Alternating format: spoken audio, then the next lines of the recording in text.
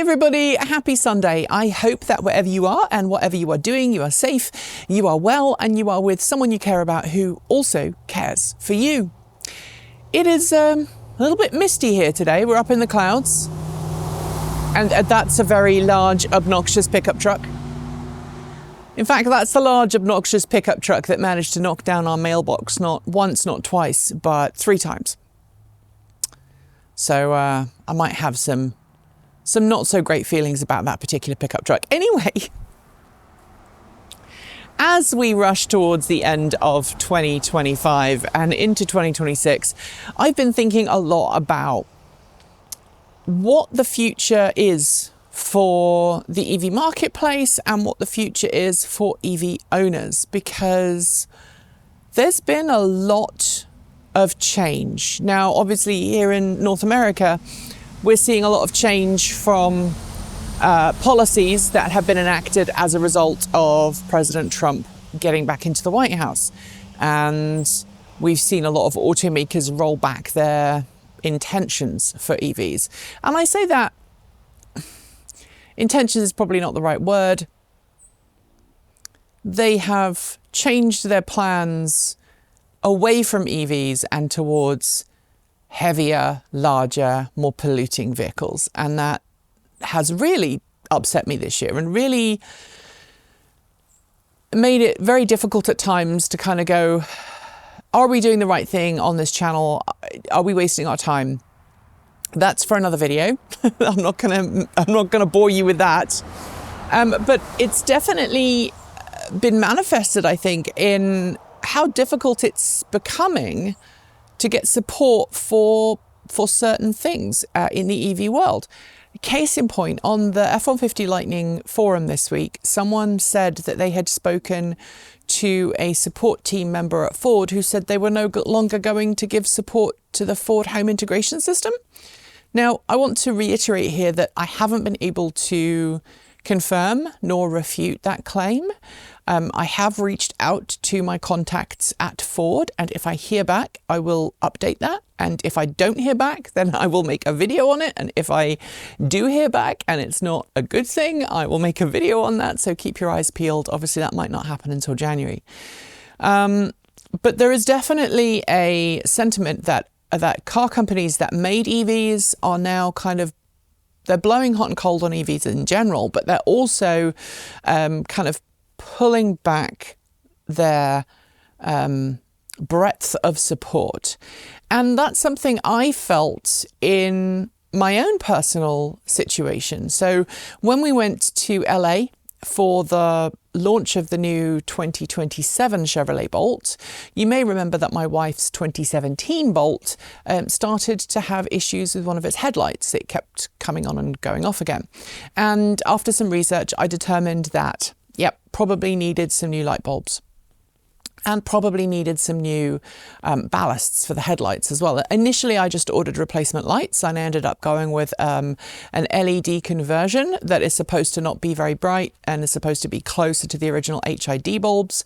And then digging a bit further and doing more research, I determined that the whole process of installing these light bulbs is so convoluted and complex. Like it's a full day's worth of work for someone who's not a mechanic. I decided I might as well go ahead and replace the ballasts too. And so I reached out to my local dealership to ask, the cost of the bulbs and the ballasts. And the number I got back was like 4 figures. And I don't think that included installation. So I'm like, okay, I'm just going to go and look elsewhere. And I went online and I found the parts online. But even the process of ordering those parts online was convoluted. So after I had given them my credit card, after I had paid them, then I got a message saying, you need to accept that these parts have been ordered. And the support from the parts department at the place I purchased from, I didn't honestly hear anything back from them. And my credit card showed the order as randomly cancelled. And then this morning I got an email saying, your parts are ordered and shipped. So I don't know if they're going to arrive or not. I don't know if they've taken the money off my credit card or not. I'm glad I used my credit card because that gives me some fraud protection. But buying parts like freaking lights for your vehicle should not be a 3-week process. Just as a reminder, you know, we went down to LA at the beginning of October, and I didn't really start looking for parts to replace the lights until sort of mid-October, November. I made the decision to order the ballast like 3 weeks ago, and it's taken 3 weeks to go from me finding the right ballast, the online system asking for my VIN number, me giving them the VIN number, and then them going, this is the part you need. And then me looking online and going, is that the right part? And reaching out, is that the right part? And apparently it is. But I'm kind of fairly convinced that the part that arrives is not going to be the right one. And GM doesn't want to sell me new ballasts without me paying through the nose. And I wonder how long automakers should support their vehicles. I know we've talked about this before, but it seems to be a moving goalpost, right? A moving festival. Because as soon as a new shiny vehicle comes out, automakers always reduce their support for the previous generation vehicle. But now it feels like it's worse somehow. And I'm very grateful knowing that I have cars that are made by companies who don't gatekeep the spare parts to an extent that it's impossible to get them. I know I can always get spares for Chevy or Ford vehicles because I can buy them from third parties, often cheaper. Sometimes they'll be patent parts, sometimes they'll be original. But I've been thinking about, obviously, the modding community and a lot of the things that people are doing with the F-150 Lightning. And now there are rumours, you know, Ford's getting rid of the Lightning. What does that mean moving forwards? Well, in the F-150 Lightning's case, I think we're going to be okay as long as it's not an EV-specific part. So if it's a body panel, if it's an interior cabin part, I think we're going to be fine. But if it's anything else, I think that's going to cause trouble down the line, and I think that's going to be frustrating, and I also think that's going to be very, very bad news for so many people. So I would love to know from you how long you think automakers should support their vehicles and how long you think they will support their vehicles. Because, you know, back to Ford and the charging stations, the Charge Station Pro and the home integration system I have at my house. We bought the original F-150 Lightning in 2022, and we're just about to go into 2026. So that's less than 4 years, about 3 and a bit years. And support should last longer than that, right? It's not like a mobile phone where you change it every couple of years. These systems are put on people's homes with the expectation that they will last for decades. At least that's where I look at that in terms of investment. You know, I put solar panels on the roof of my home. Solar panels, you expect to have a lifespan of 25 to 40 years, and the panels that we put on our home have a warranty of about 20 years, I think. So that's very different to saying, oh, we're not going to support this after 3 years. I also think that companies that stop support for vehicles, intentionally stop support for vehicles, should turn around and open up their diagnostic systems and also their parts designs so that other people can then step into the fray and continue to support those vehicles.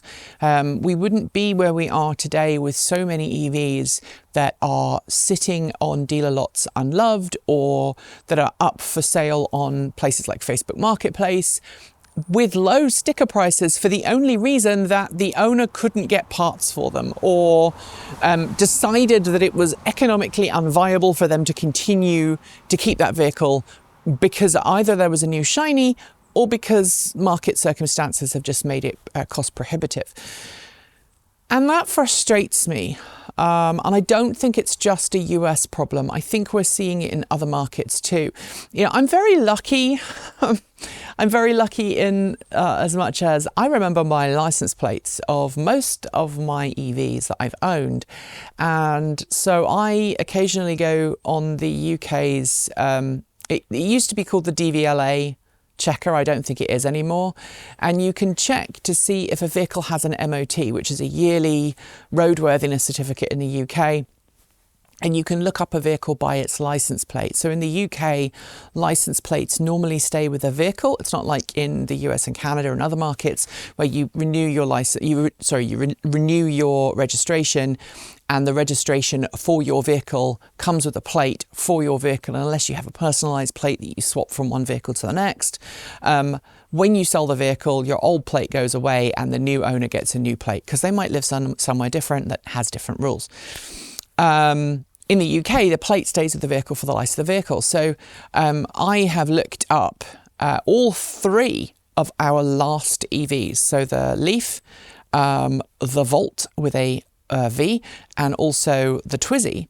And they all, nearly 10 years after I left the UK, in fact, more than 10 years after I left the UK, they are all still on the road, which makes me incredibly happy to know that those EVs are still on the road, still being enjoyed, still being driven.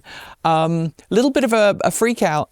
I realised that the Volt and the Leaf both have their MOTs expiring on the same day, which definitely wasn't the case when I owned them. So like in the back of my head, I'm like, oh my goodness, did the same person buy both of those cars? Is there someone now did they buy those cars and are now driving them around because we used to own them?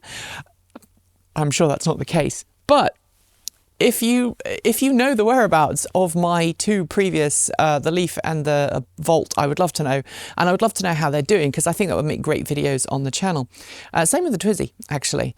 But yeah, without a robust support network for those vehicles wouldn't exist on the road today. And I'm fearful that in the US particularly, but also in other markets, we're going to see perfectly good vehicles off the road for simple things like freaking lights. I mean, come on. It shouldn't cost 4 figures and a day's worth of work to replace the lights on a Bolt. And it's things like that that are going to cause those vehicles to ultimately be taken off the road, because the design may be pretty in someone's mind, or it may be elegant in someone's mind, or an engineer might sit there and go, yeah, that's great. That's compact. We've managed to squeeze all the components in. But if it's not serviceable and you cannot get parts for it, what are you going to do?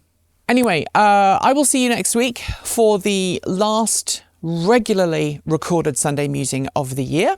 And I hope that if you're gearing up for the holidays, you are planning to spend it with people that are important to you.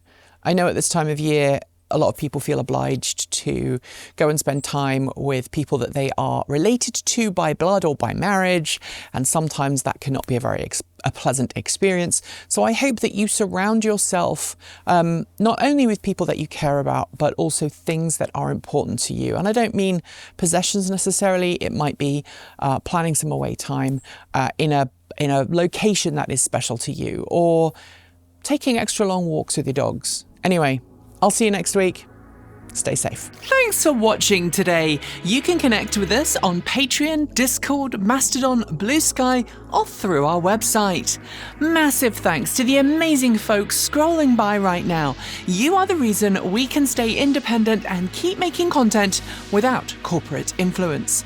Want to see your name listed here too? Support starts at just $1.50 a month, and you can now even gift memberships.